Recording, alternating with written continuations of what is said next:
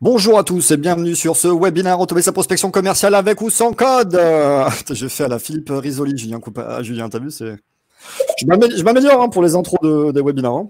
Ouais, je vois ça. Si j'avais un petit micro, j'aurais pu le faire tourner. Bonjour à tous ceux qui nous ont rejoints. On va commencer assez rapidement la réunion. Néanmoins, on va attendre quand même 30 petites secondes, le temps que les gens nous rejoignent. Et puis après, on va dérouler avec Julien tranquillement, quoi. Sachez que ça sera enregistré en plus, donc on la mettra sur YouTube et qu'on aura aussi un doc préparatoire pour tous ceux qui veulent mettre un peu les mains dedans suite aux tips qu'on va prendre aujourd'hui. Oh là là, on a déjà du monde sur le chat. Je sais pas pourquoi je parle comme un commentateur de match de foot, là, Julien. Bon, ça va, toi, t'as la forme, ouais? Ouais, tout va bien. Écoute, confinement, hein, je suis à la maison et je code. Ouais. Ça fait combien de temps déjà que t'es dans le monde de la grosse, toi, Julien, depuis le temps, là? Je sais pas, ça doit faire... ça doit faire à peu près, je sais pas, entre 8 et 10 ans que je commence vraiment à m'intéresser beaucoup à tous ces sujets-là et que ça me passionne. Tu sais, j'ai l'impression tout le temps, quand on te voit, que t'es toujours le mec de l'ombre. Tu me fais toujours penser à celui qui tire un peu les ficelles. Là. Parce que mine de rien, tu communiques pas trop, on ne voit pas trop, mais tu es toujours sur les derniers coups, les derniers outils. Ouais, justement, on en parlera. Ouais, j'ai pas mal de méthodologies sur comment je fais pour rester à jour en fait avec les outils qui sortent, etc. Ce qui est toujours intéressant, c'est que quand tu découvres un nouvel outil, ça te fait gagner du temps généralement sur un process que tu fais manuellement ou tu utilises un outil qui est pas forcément bien pour le faire. Et aussi, ça te donne des idées d'expérience en fait. Donc, surtout, je parle même par exemple en SEO, c'est quand même des matières des sujets qui changent très régulièrement avec des mises à jour d'algorithmes, et du coup, c'est toujours intéressant de découvrir, un nouvel outil qui me permet d'améliorer. Ouais, c'est sûr. Je veux pas spoiler, hein, mais c'est vrai que Julien m'a quand même donné un avant-goût de sa presse, donc je connais quelques trucs, et moi, je suis réputé pour m'y connaître un peu en gros, je m'en fais régulièrement, et à chaque fois que je discute avec toi, j'ai l'impression que je suis un bleu, en fait, quoi. C'est vrai que ouais, ça bouge un peu tout le temps. Est-ce que vous êtes prêts dans les spectateurs? Vous êtes chaud? On y va? On démarre? Ouais. T'es chaud toi aussi, Julien? Ouais, parfait. Bon, belle torse, montrez les logos. Bon, on va pas tarder, on va se commencer. On va se commencer tout de suite. Donc allez, je recommence l'intro. Bienvenue à tous. On est tous ravis de pouvoir vous accueillir pour ce webinaire. On va faire ça rapide et concis. Ça va être 30 minutes, c'est la pause du déj. Le but, c'est que vous repartiez avec un maximum de tips. N'hésitez pas à poser vos questions en commentaire. Si les questions sont pertinentes tout de suite, je les pose à Julien. Ou sinon, sachez que je les garde pour la fin, dans tous les cas. Ok. Donc moi, je vous garde à l'œil. Et donc du coup, je suis content de pouvoir accueillir Julien Le Coupanec. Pour ceux qui le connaissent pas, ça fait depuis les débuts, depuis qu'on a inventé le mot gros hacking. Julien, il est là. C'était le gros de chez The Family au démarrage. Aujourd'hui, il a monté un outil qui s'appelle ProspectWiz, dont il est CEO. Et puis, de toute façon, il nous le montrera après. Et là, il nous a vraiment compilé les... Je sais pas comment on peut nommer ça, Julien. J'allais dire des tips, mais c'est pas des tips. Des méthodes, mais c'est encore plus que ça. C'est des sorts. C'est du machiavélisme. Des outils, des expériences, tout un tas de choses. Des retours d'expérience aussi, des fois, quand je vois des choses qui fonctionnent et je trouve que c'est intelligent, je les note. Donc, du coup, là, j'en ai mis quelques-unes aussi dans la presse. Bon, super. Et on vous prépare un format interactif parce qu'il n'y a pas de slide. On vous enverra le doc après. Par contre, Julien va nous faire de la démo live. Donc ok, go. Je te laisse quand même te représenter, Julien. Je t'ai fait une petite presse, mais je te redonne la main et puis présente-toi, ouais, avant de rentrer dans le vif. Donc, au niveau de mon expérience, j'ai travaillé tout au début avec Gros Hacker TV, qui était une sorte de quelqu'un qui interviewait des gros hackers en fait sur tout un tas de sujets. Donc, il y avait des articles aussi chez Pinterest, des articles chez Twitter. Et c'est là en fait que j'ai vraiment compris l'intérêt d'avoir une méthodologie très basée sur les expériences en fait. Donc, on teste quelque chose, on regarde si ça fonctionne. Si ça fonctionne, on l'automatise et on avance comme ça de fil en aiguille pour obtenir de la croissance. Et en fait, après, de fil en aiguille, je me suis retrouvé à The Family, où j'ai fait partie de la grosse team pendant 2 ans. Et là, mon job était de justement rencontrer les startups pour les aider sur des problématiques, et puis surtout aussi d'être un relais, en fait, plus que... C'est-à-dire que quand je voyais une startup qui faisait quelque chose qui fonctionnait, indirectement, je pouvais aussi en parler à d'autres boîtes en leur disant, tiens, c'est marrant, t'as vu, il y a cette boîte-là du portfolio qui fait ça. Essaye de voir si ça pourrait faire sens, en fait, dans ta stratégie de marketing, de l'inclure. Et puis après, j'ai travaillé aussi pour Crisp, où là, je suis reparti dans le code, où j'ai développé justement leur nouveau dashboard avec Vue.js pour justement progresser en produit aussi, parce que j'aimais bien faire du produit. Ah ouais, qu'est-ce qui t'a forcé, qu'est-ce qui t'a amené à créer ProspectWiz? Alors, c'était quoi l'idée derrière ton outil? En fait, ProspectWiz, je me suis rendu en fait, j'ai tout simplement commencé le projet avec un script qui permettait de pouvoir détecter les technologies qui étaient installées sur un site. Donc, par exemple, tous les sites qui utilisaient Shopify. Et après, de fil en aiguille, j'ai commencé à rajouter d'autres filtres comme l'industrie, les revenus de la boîte, et à créer une interface pour pouvoir facilement en fait récupérer toutes les entreprises qui correspondaient à ton persona, en fait, à ta cible, et qui ressemblaient à tes clients, pour les prospecter. Donc, c'est tout simplement en fait un moteur de recherche d'entreprise avec différents filtres. Bon, bah nickel, de toute façon, tiens, je mettrai des liens après à tout le monde en fin de webinaire, puis ils pourront aller tester l'outil. Bon, allez, première question, Julien, déjà, toi, qui a fait X millions, ou devrais-je dire milliards de campagnes, tu commencerais par quoi? Ça serait déjà quoi la première chose à optimiser pour toi, pour faire une bonne campagne, quoi? Justement, je dirais que le premier truc quand tu veux faire une bonne campagne, c'est vraiment de réfléchir sur la segmentation. Surtout qu'on parlera peut-être après d'un autre point important qui est le message, sur comment tu travailles tes messages.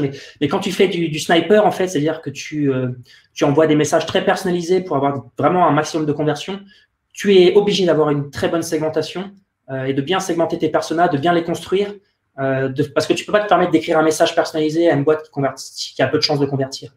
Donc, je vais peut-être te partager mon écran pour te montrer un petit peu les outils. Ah oui, ouais. Parce que tu vois, autant les personas, on les connaît, on a tous fait, je pense, les modèles HubSpot et écrire les use cases. Moi, je peux en avoir 50. Mais il y a un moment, comment on fait vraiment pour faire un persona qui sort du script qu'on peut faire en posant des questions, tu vois? Pour faire un bon persona, oui, je dirais qu'il y a 3 choses importantes. Alors, ça, c'est très, très important. C'est le truc que j'ai vraiment appris à The Family, c'est la définition d'un product market fit. Est-ce que les gens utilisent ton produit? Est-ce qu'ils comprennent ce que tu fais, en fait? Est-ce que ta proposition de valeur est claire? Est-ce qu'ils peuvent assez rapidement, en moins de 2-3 minutes, comprendre ce que tu fais et réfléchir à des études de cas qui pourraient leur être utiles pour leur produit? Donc ça, c'est le premier point et ça fait partie justement d'une condition sine qua non dans la construction de ton persona. Le deuxième point, c'est est-ce qu'ils utilisent ton produit ou est-ce qu'ils l'achètent? Donc, pour une application mobile, par exemple, c'est un jeu, c'est ce qu'ils vont l'utiliser. Et si c'est un produit SaaS, c'est est-ce qu'ils payent derrière? Et je dirais le troisième point qui est aussi très important et qui est la condition sine qua non d'un product market fit, c'est est-ce qu'ils en parlent autour d'eux et est-ce qu'ils le partagent sur les réseaux sociaux? Est-ce qu'ils en parlent à un meet-up, etc. Quand tu as ces 3 conditions-là chez une personne, tu sais qu'il est très important pour ta cible, enfin pour ta boîte plutôt, et que du coup, il va falloir que tu réfléchisses à la construction de tes personas pour qu'ils correspondent un maximum à ces 3 choses-là. Parce que c'est là en fait que tu as de l'impact. Donc, par exemple, une boîte, un SaaS qui se rend compte qu'une des agences de sales ou de marketing sont très intéressantes pour lui parce qu'elles utilisent, elles payent, elles comprennent ce qu'il fait et surtout derrière, ils le partagent parce qu'ils ont plein de clients. Du coup, forcément, tu construis ton persona davantage sur cette boîte-là en fait. Ok, nice. Tu vas nous faire une petite démo là? Ouais, du coup, en fait, moi, c'est sur ça que je travaille. C'est sur vraiment cette notion de persona. C'est une fois que tu as ton persona, par exemple, imaginons que ce soit tous les Shopify qui sont dans la mode. C'est vrai que cette data-là, sur Sales Navigator, on part d'un principe qu'on est sur un webinaire où les gens connaissent les basiques. Donc, sur le Sales Navigator, on n'a pas en fait sur ces trucs-là. Je peux mettre job title, je peux mettre les villes, j'ai quand même pas mal de critères. Mais là, je pourrais directement me taper tous les gens qui ont Shopify. C'est ça l'idée? Exactement. Et puis après, derrière, ça te ressort une liste en fait de clients qui correspond à ces. Donc là, j'ai 2300 entreprises dans la mode sur Shopify aux États-Unis. Et tu peux exporter la liste. Tu fais un export et voilà. Ça serait quoi les filtres un peu qui tournent en ce moment, qui sont un peu innovants là? Ils utilisent quoi les gens? C'est quoi les dernières idées? Je dirais que les plus importants, c'est au niveau des industries et du nombre d'employés. Et le revenu aussi. En fait, je dirais que quand tu fais de la vente, c'est… Généralement, les gens, ils ont des personas où ils savent que c'est typiquement des boîtes qui ont plus de 100 employés qui sont intéressants pour eux parce qu'on peut se permettre de perdre beaucoup de temps à le convertir parce que derrière, on vend un produit qui est très cher et qui… un gros price point. Du coup, ça, c'est des filtres qui marchent bien. Après, les filtres de localisation aussi, beaucoup. Sur les pays, finalement, parce que directement, certains clients veulent cibler plus de pays que d'autres. Donc, c'est grosso modo les filtres qui fonctionnent bien. C'est vrai que ton filtre d'industrie, c'est vraiment sur celui-là que tu vas travailler pour récupérer les informations d'ICP en quelque sorte. On a Hicham qui vous demande ça. Ça serait quoi justement les choses qu'il faudrait filtrer pour tomber sur les 3 critères ICP que tu nous as donnés plus tôt? Alors déjà, je dirais que c'est de regarder tes clients existants. Le premier point, c'est que tu regardes déjà regarde qui paye et fais des calls avec eux. Franchement, on t'apprend beaucoup de choses en faisant un call avec la personne. Et surtout, quand tu fais un call avec lui, tu demandes 3 choses. Enfin, surtout 2 choses très importantes. C'est quels sont les workflows qu'il utilise sur ton produit, comment il l'utilise, quels sont les cas d'usage qu'il fait. Parce que derrière, ça va te permettre de voir déjà où est-ce que tu dois optimiser ton produit, parce que tu te rends compte, tu as des gens qui vont te dire, tiens, j'utilise ton produit comme ça. D'ailleurs, en fait, je voulais faire ça, mais ça ne marchait pas. Et du coup, en fait, le fait d'avoir un cas d'usage clair, ça te permet de pouvoir plus ou moins avoir mieux identifier le persona. Ok. Et ouais, donc en fait, tu nous dis que avant même de commencer d'aller faire X milliers de listes ou d'aller chercher des contacts, il vaut mieux passer en mode interview avec nos quelques utilisateurs réguliers et encore mieux les clients payants. Et en fait, c'est eux qu'il faut dupliquer avec leur industrie et dupliquer leur pain. Et à ce moment-là, je fais des listes pour creuser. Absolument. Ouais. Et surtout, quand vous faites une démo, n'hésitez pas à la fin à demander une intro. Généralement, quand vous avez une discussion qui passe bien avec quelqu'un, c'est quelque chose que je fais régulièrement. Je dis, d'ailleurs, tu connais pas une startup, un ami à toi qui a une startup qui bosse qui pourrait être intéressé par mon produit. Et ça arrive qu'une fois sur 2, j'ai un mec qui me dit, ouais, d'ailleurs, tiens, j'ai un pote, il pourrait être intéressé, je te fais une intro si tu veux. Et du coup, je récupère une autre démo à partir de cette démo-là. Ouais, c'est vrai que ça, c'est un super feedback, ça, Julien. C'est des choses simples, mais on n'y pense jamais. Moi, des démos, on doit m'en taper, je sais pas, peut-être une dizaine par mois, tu vois, à peu près, moi et mes équipes, même plus. Et j'ai eu très peu de bizdev, peut-être que 2 ou 3 dans toute ma vie, qui à la fin de ma démo m'ont dit, bah tiens, Max, t'as trouvé ça cool? Je dis ouais. Tu veux m'aider? Je dis ouais, bien sûr. Avec qui tu pourrais me mettre en relation. Et après, il me relance, il me tire les verres du nez pour que je puisse faire mes mails de reco. Le lendemain, tiens, Mac, j'ai pas eu tes reco, pense à moi pour lui. Et c'est vrai que ouais, on récupère du lead fastoche comme ça. Et ta deuxième démo est encore plus puissante que la première parce que tu arrives avec un referral. C'est-à-dire que tu t'es l'ami d'un ami. Donc, c'est tout de suite de la confiance, elle se fait encore plus vite. Ouais.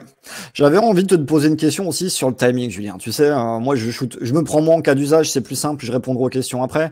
Nous, on shoot quand même pas mal de mails tout le temps, tout au long de l'année. Je sais pas pourquoi, j'ai des mails, ils marchent très bien le dimanche matin, j'en ai d'autres, ils marchent très bien à 8h du matin, d'autres, ils marchent très bien à 19h. Mais le même mail, je peux me faire bâcher le matin, le dimanche ou à 18h et on n'arrive jamais vraiment à trouver le bon moment. Et en plus, tous les articles qu'on voit qui parlent de timing horaire sur les blogs, enfin, c'était que du bullshit, tu vois.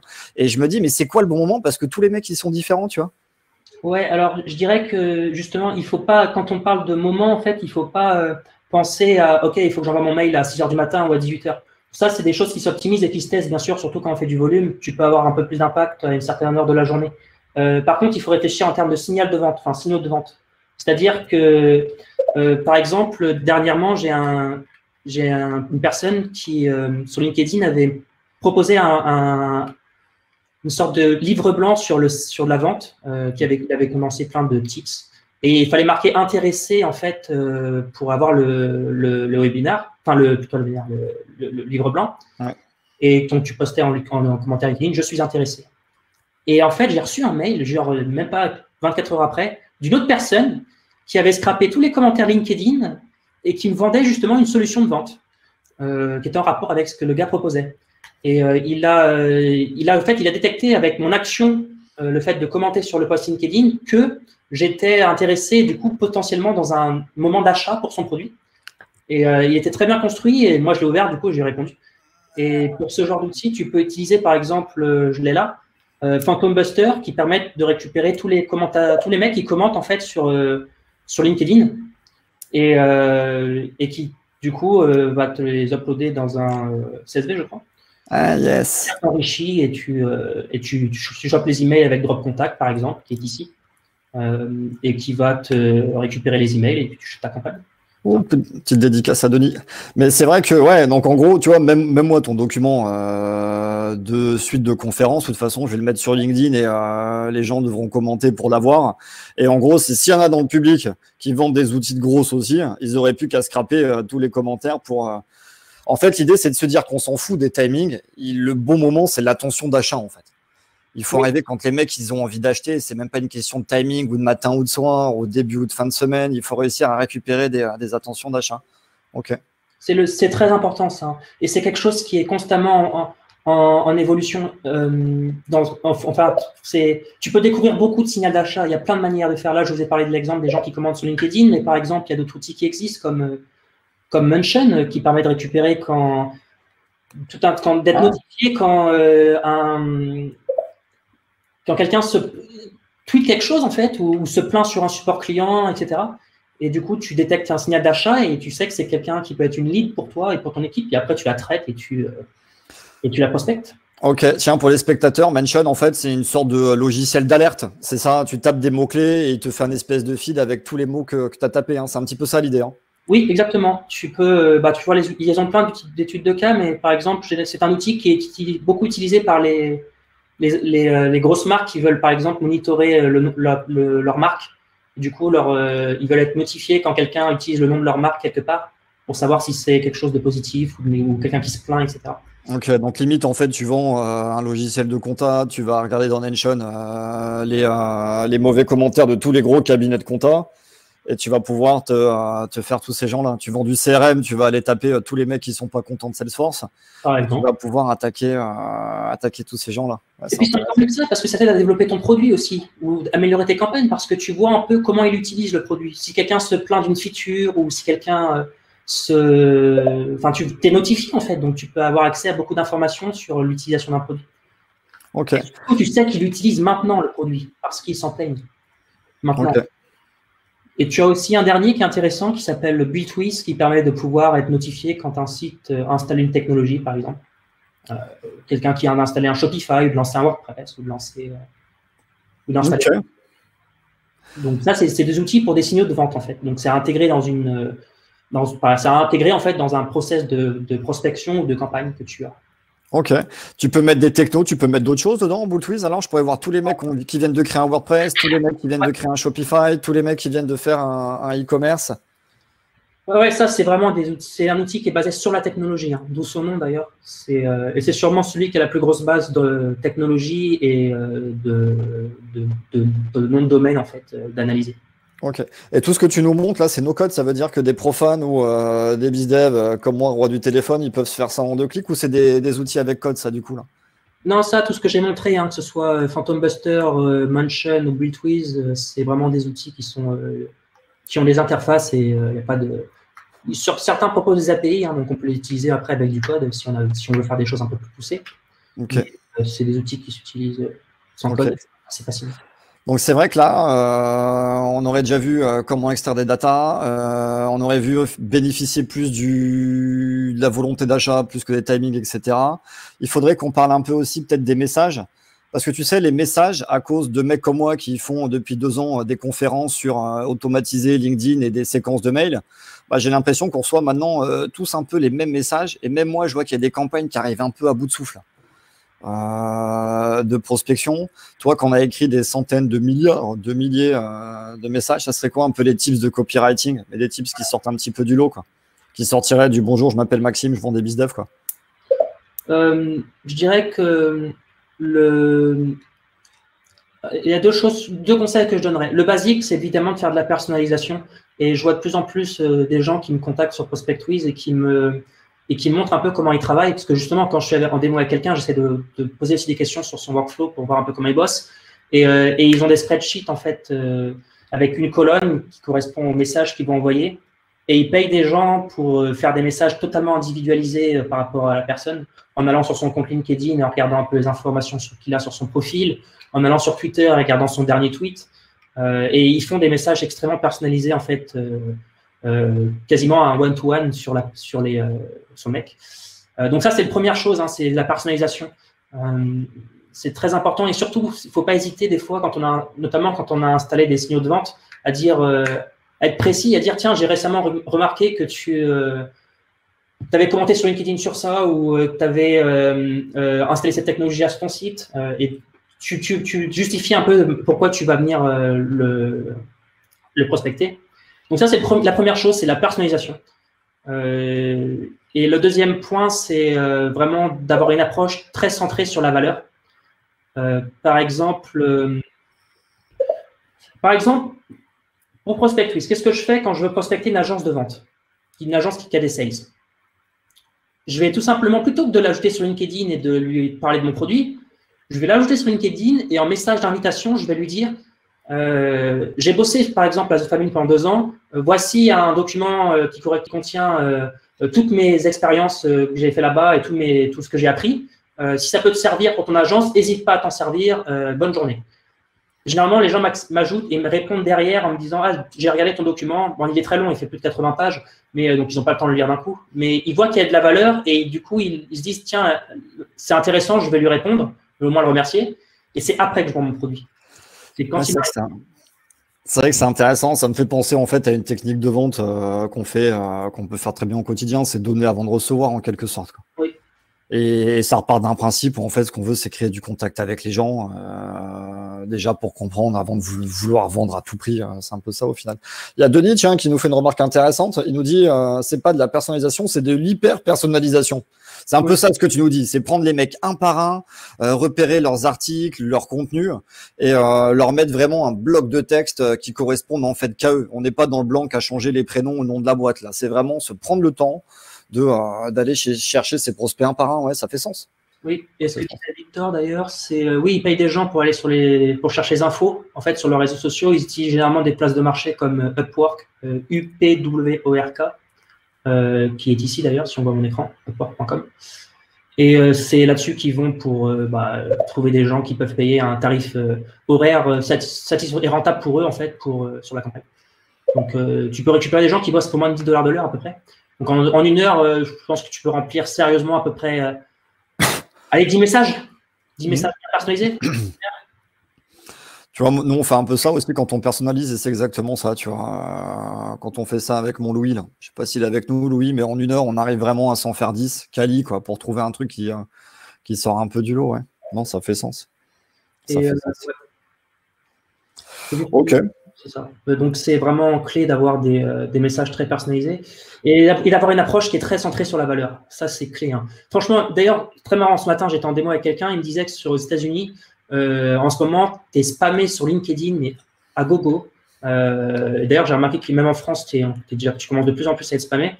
Il me disait là-bas, les gens, ils te répondent même plus, en fait, parce que ils reçoivent énormément de messages. Du coup, le fait d'avoir une approche qui est centrée sur la valeur, ça te différencie et ça te permet d'augmenter le taux de réponse. Ouais, ça fait sens. C'est vrai, moi, je dois en avoir entre 5 et 10 par jour, tu vois. Et je veux dire, je suis le CEO d'une boîte de 10 personnes, tu vois. Je suis pas un top manager d'une boîte de 1000 qu'on voit partout. Donc, si j'en ai 10, il y a des mecs qui doivent en avoir 40 ou 50 par jour et ça arrête pas. Ça pop-up toute la journée. Et donc là, ton conseil, c'est vraiment de donner avant de recevoir, quoi. Arrête, pas faire d'accroche de vente, mais faire des accroches. Tenez, j'ai un content, tenez, j'ai fait ça, je veux votre feedback sûr. C'est un petit peu ça, l'idée. Tiens, on a Grégory qui nous pose une question qui peut être pas mal. Il nous dit quoi? Comment automatiser une ultra personnalisation? Combien envoyer de messages hyper personnalisés par séquence? Je dirais que après, il faut que tu puisses traiter les démos que tu as derrière. Donc, ce que je vois, ce qui se fait beaucoup, c'est entre des échantillons de 100 personnes en général. Les gens shootent entre 100 et 200. Ils font rarement plus de 200 personnes en fait sur les échantillons qu'ils shootent. Parce que derrière, il faut traiter en fait les réponses. Il faut relancer. Il faut faire les démos.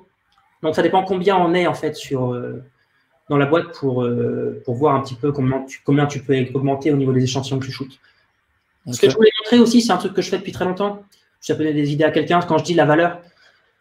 Quand on va avoir des approches centrées sur la valeur, moi j'ai c'est un GitHub, mais ça pourrait être n'importe quoi.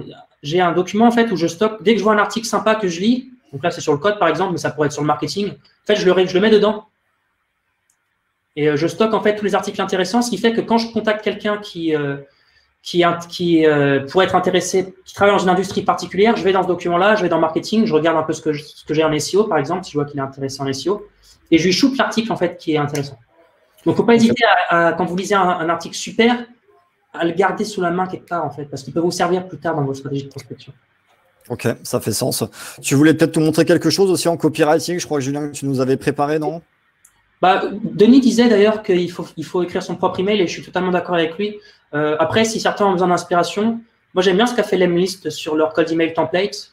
Ils ont pas mal de templates qui peuvent donner au moins des idées. Après, il faut toujours penser à quelle valeur je peux apporter à la personne et comment j'arrive à l'écrire de manière claire. Et ça, il n'y a pas de bon template. Pour ça, c'est à vous de réfléchir sur la valeur que vous pouvez apporter à quelqu'un. Ouais. Donc Ouais, ça, je confirme, il y a du très bon contenu sur le blog Lamist. Ouais. très bon contenu, ouais. Et aussi sur Good Sales Email, que je suivais pas mal quand j'étais à The Family sur des emails courts.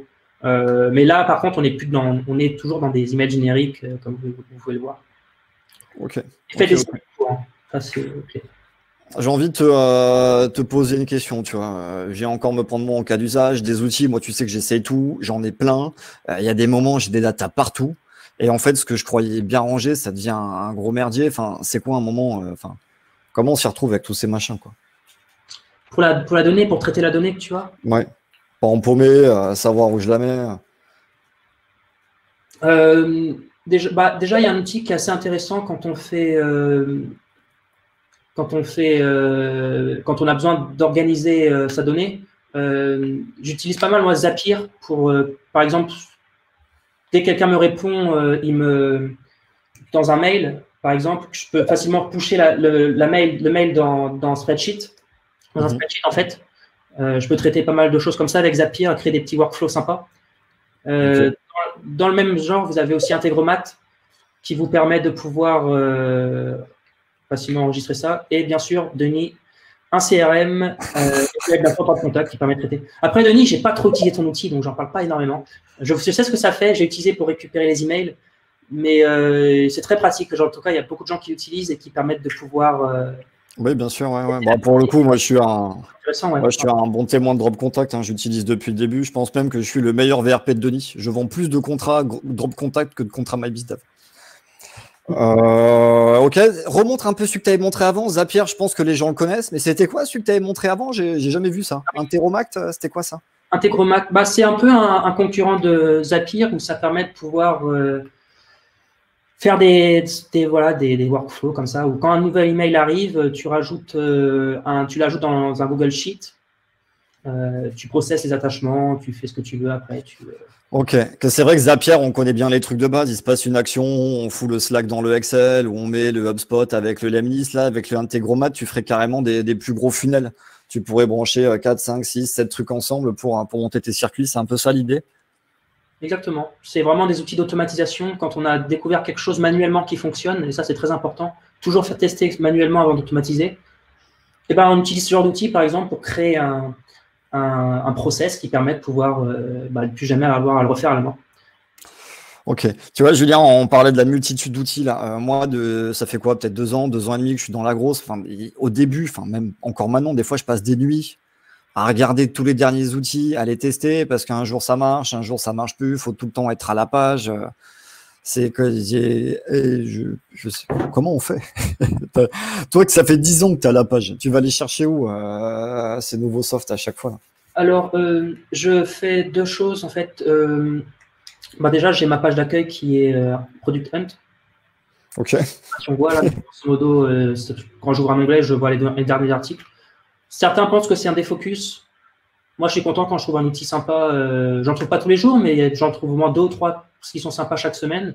Donc, ça me permet de voir un peu ce qui se fait sur le marché et surtout d'avoir des idées d'expérience derrière ces outils-là. Okay. J'utilise beaucoup.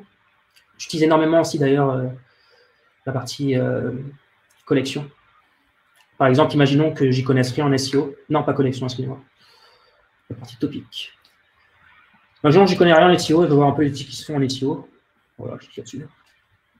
Puis je regarde un petit peu. Ce qui est intéressant, c'est qu'ils sont classés par généralement avec leur algorithme qui est basé sur le vote et le nombre de commentaires.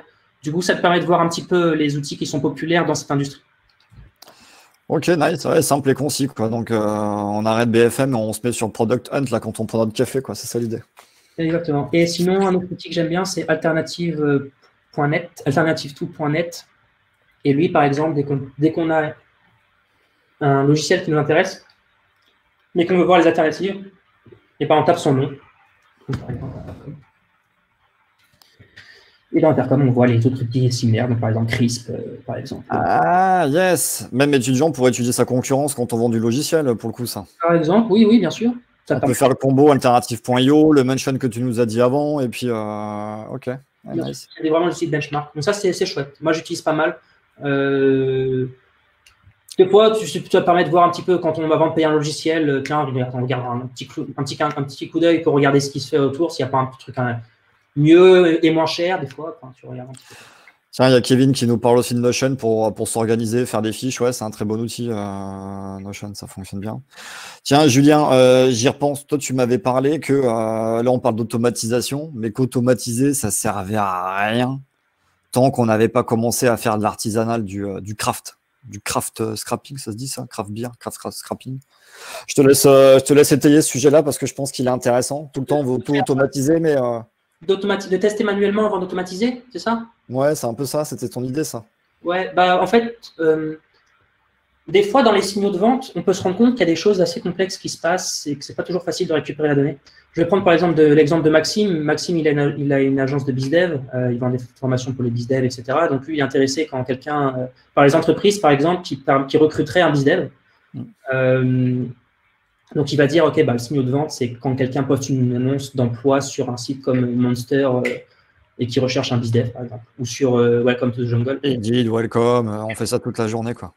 Et donc, du coup, il se dit, bon, bah, tiens, une expérience qu'on va faire, c'est qu'on va contacter les mecs qui postent, quoi, l'agence, enfin, le mec qui recrute. Et du coup, il va, plutôt que de chercher à l'automatiser, ça, il va d'abord tester à la mano. Donc, il va à la main, prendre 1 heure et regarder et contacter 50 personnes, enfin 2 heures plutôt, 50 personnes qui recrutent et regarder un peu si ça marche, s'il y a du retour, s'il arrive plus facilement à vendre à ces personnes-là, etc. Et une fois qu'il a vu que ça fonctionnait, là derrière, il va vouloir l'automatiser. Alors, des fois, ce qui se produit, c'est que ce n'est pas toujours simple d'automatiser ce genre de workflow parce que t'as pas, avec Zapier, tu ne pourras pas le faire, ni avec Integromat. Du coup, il va peut-être avoir nécessairement besoin d'outils un peu plus puissants pour pouvoir justement récupérer la liste quotidiennement des entreprises qui recrutent sur Welcome to the Jungle ou sur Monster. Et donc là, ce qui est important à savoir, c'est que on peut rentrer dans des outils de code et j'utilise par exemple Puppeteer, qui est un outil qui permet de pouvoir simuler un navigateur web, enfin un Chrome, et de le contrôler en fait avec du code. Donc, tu peux facilement créer une sorte de workflow qui va te permettre de dire, OK, tous les matins, tu me lances ce navigateur-là et tu visites la page, cette URL-là qui contient les nouvelles boîtes qui recrutent des BizDev. Tu me scrapes les résultats de recherche, tu me visites les pages profils, tu me sauvegardes les noms de domaine des boîtes et tu m'enregistres tout ça dans un spreadsheet ou dans un CSV, ou dans une base de données, ce que vous voulez. OK. Et derrière, comme ça, tu te construis, en fait, tu as automatisé un bot qui tourne tous les jours et qui récupère tous les boîtes qui recrutent. Mais ça, par contre, il faut savoir coder, donc c'est généralement à mettre en place avec un développeur. Mais bien sûr, avant de construire cette machine-là, testez manuellement que ça fonctionne et que ce signal de vente est pertinent pour vous. OK. T'as bien écouté, Louis, parce que nous, ça fait 6 mois qu'on le fait à la main, là. On va se le mettre Puppeteer. Notre Puppeteer. Ok, Julien, bah tu sais, il est 33, c'était 30 minutes. Je regarde une dernière. C'est quoi parle-nous de Prospect-Twist, c'est quoi ta dernière killer feature? Le truc qui va nous faire kiffer quand on va aller télécharger ton soft après, là. Ouais, bah là, dimanche, j'ai sorti ça. C'est une API pour les entreprises. En gros, tu tapes une URL avec un nom de domaine, par exemple Amazon.com.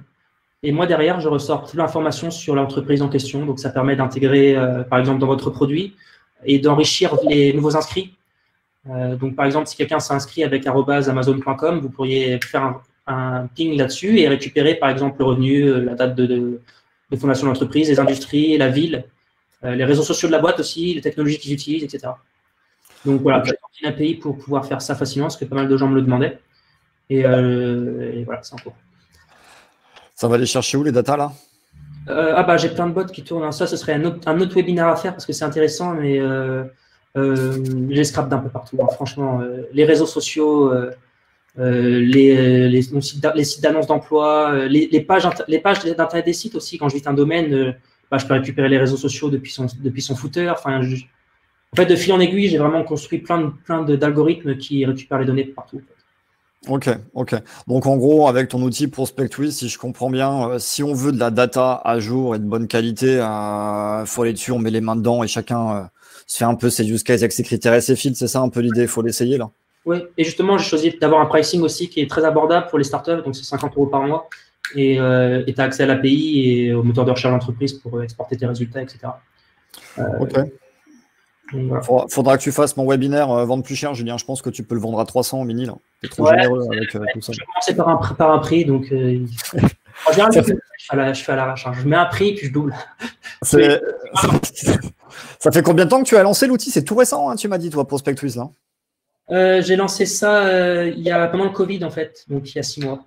J'ai une version, j'ai tapé la première ligne de code dans le Covid et j'ai quelque chose qui est vendable à partir depuis début septembre. Ok, on va garder ça à l'œil. Est-ce qu'on a des spectateurs qui ont des questions aussi pour clôturer en beauté?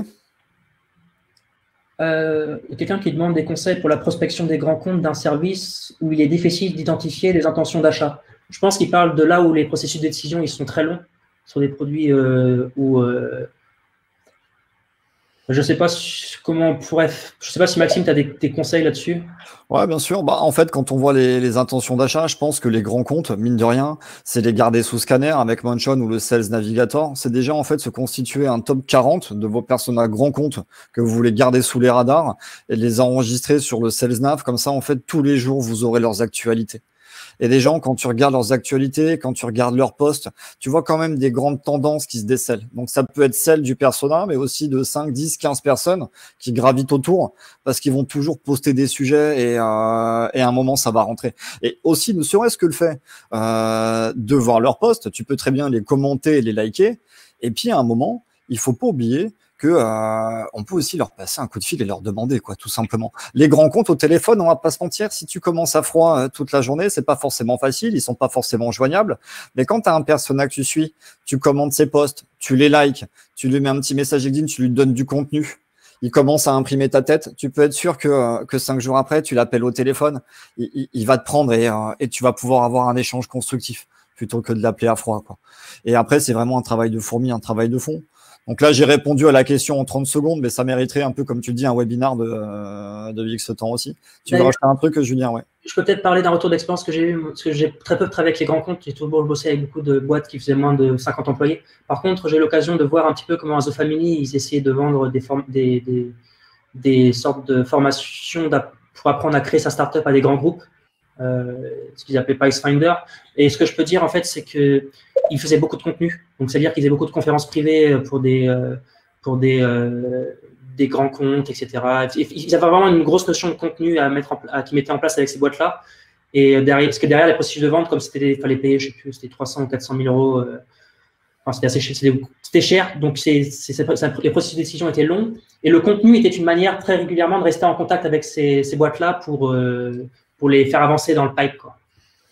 Ok, ouais, c'est intéressant. Il y a Thibaut qui nous pose une question intéressante. C'est une fois l'entreprise identifiée, comment identifier automatiquement des personnes relatives à nos personas au sein de l'entreprise en question? En fait, ce truc-là, Thibaut, je ne sais pas si je suis sur la bonne voie, mais peut-être je vais te donner un cas d'usage. Imagine, tu as un service qui se vend à des DRH auprès d'un grand compte comme Total. En fait, ce qu'il faut savoir, c'est que des DRH, tu en as 40. Il y en a 40 en fait des DRH et ils ont tous un peu des fonctions et des pains différents et un peu la méthode de Julien. Donc oui, on pourrait les automatiser avec des pains. Déjà pour trouver ceux qui ont du répondant, vont répondre ceux qui ont le besoin et qui pourraient te faire du bouche-oreille. Et ça cumulerait le conseil qu'on a donné juste avant, c'est de pouvoir les appeler et rentrer en profondeur. À la rigueur, moi le tips, c'est si tu as un personnel DRH dans une grosse boîte, c'est de ne pas s'arrêter à une personne. Et même si tu en as un qui t'a répondu, qui est intéressé, c'est peut-être pas forcément lui non plus qui est moteur dans le processus d'achat. Donc, c'est aller vraiment discuter avec plusieurs pour voir le rôle et les responsabilités de chacun. Et de leur demander surtout qui est le décisionnaire là-dessus, enfin, qui pourrait être. Est-ce que je m'adresse à la bonne personne? Une fois que tu l'as au téléphone, par exemple, il ne faut pas hésiter à demander en fait un référent en fait. Ouais, ça fait sens. Ça fait sens. Et attends, il y avait une question aussi qui a été postée 2 fois sur pas de script de code existant pour Puppeteer. Il y a des tutoriels qui existent sur ça. Maintenant, généralement, c'est tellement spécifique ce que les gens font avec Puppeteer que c'est difficile de trouver un script qui fait exactement ce que tu veux faire. Il faut juste apprendre l'outil et le faire toi-même après ton script une fois que tu as compris comment ça marche. Ok, nice. À la rigueur, tiens, Julien, tu nous as montré au moins 10-12 outils, là, ça allait hyper vite. Je sais que tu as préparé un petit doc, tu pourras me l'envoyer, comme ça je l'enverrai sur LinkedIn. Ouais, les slides, je t'enverrai les slides. Ouais. Parce que je pense que ces choses-là, en fait, il faut mettre les mains dedans et chacun, avec ses use cases, va pouvoir pratiquer, en fait, tout simplement. Là. Il faut se prendre les méthodes une par une au calme, ça serait l'idée, quoi. Absolument. Ça serait l'idée. Ok, type ABM. On a du conseil de pro de Denis. Ouais, il y a plein de choses à faire, c'est intéressant avec cette industrie. Ouais, clairement, LinkedIn, ça reste une super base. Bah, je pense qu'on n'est pas très mal, on n'est pas trop mal là, Julien, non? Qu'est-ce que t'en dis? On a fait le tour, on a dépassé 10 minutes, le deal est fait, on vous prépare un doc avec tous les tips. Je voulais encore une fois te remercier, Julien, de ta disponibilité, parce que je sais que tu n'aimes pas trop te montrer sous les caméras, donc c'est un honneur que tu me fais de pouvoir me passer ta doc. Et puis, merci aussi à tous ceux qui se sont inscrits. Et attendez-vous à recevoir des salves de boucles d'emails. Hein. Tous ceux qui sont inscrits, 10, 20, 50 mails, on va vous envoyer. Et prospecter avec de la valeur, c'est vraiment important. Bon, merci encore, Julien. Et puis, merci à tous. À très vite, en tout cas. À bientôt.